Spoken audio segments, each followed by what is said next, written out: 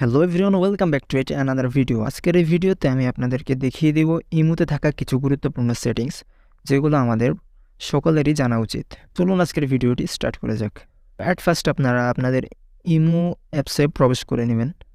এখানে আপনারা সবাই দেখতে পারবেন যে তিনটি অপশন রয়েছে উপরে। একটা হলো আপনাদের চ্যাটের যে লিস্ট ওইটা রয়েছে, আর এর পরের অপশনটি হচ্ছে ভয়েস ক্লাব। এই ভয়েস ক্লাব অপশনে আমরা অনেক সময় ভুলক্রমে কোনো ট্যাপ করার সাথে সাথে এটাদেরকে অ্যাড করে নেয়। সো এখান থেকে লিভ নিলেও অনেক সময় লিভ হয় না। এই ভয়েস ক্লাব থেকে মুক্তি পাওয়ার জন্য আপনার যেটা করতে হবে, আপনারা এখান থেকে প্রোফাইল আইকনে ক্লিক করবেন। প্রোফাইল আইকনে ক্লিক করার পর আপনারা এখান থেকে সেটিংস অপশনে ক্লিক করবেন। সেটিংস অপশনে ক্লিক করার পর আপনারা এখান থেকে ফাংশনস অপশনে ক্লিক করবেন। এরপর এখান থেকে আপনারা ভয়েস ক্লাব নামের যে অপশনটি রয়েছে এটা বন্ধ করে দিবেন। কনফার্ম করে দিন।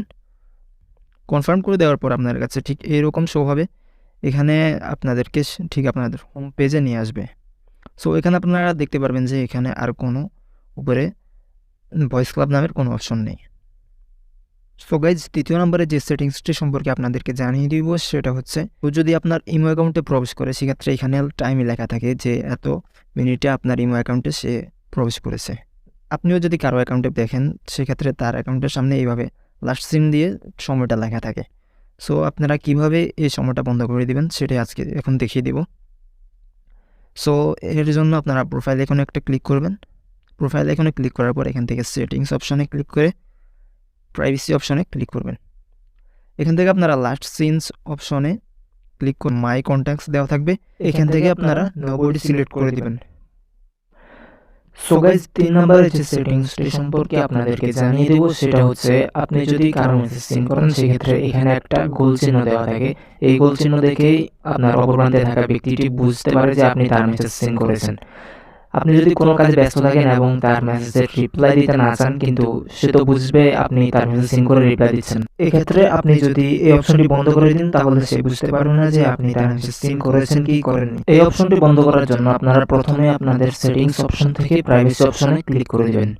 প্রাইভেসি অপশনে ক্লিক করার পর এখান থেকে রিড রিসিপ্ট অপশনে ক্লিক করবেন।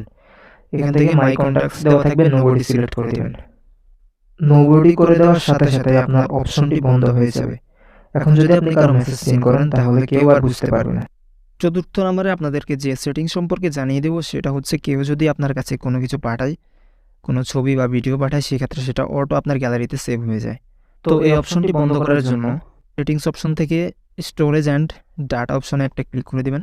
এখান থেকে ফার্স্টে যে অপশনটি রয়েছে অটো সেভ আফটার রিসিভ, এই অপশনে ক্লিক করার পর আপনি ফটোস এবং ভিডিও দুইটি অপশন বন্ধ করে দিবেন। এখন থেকে আর কোনো ছবি আপনার মোবাইলে অটোভাবে সেভ হবে না।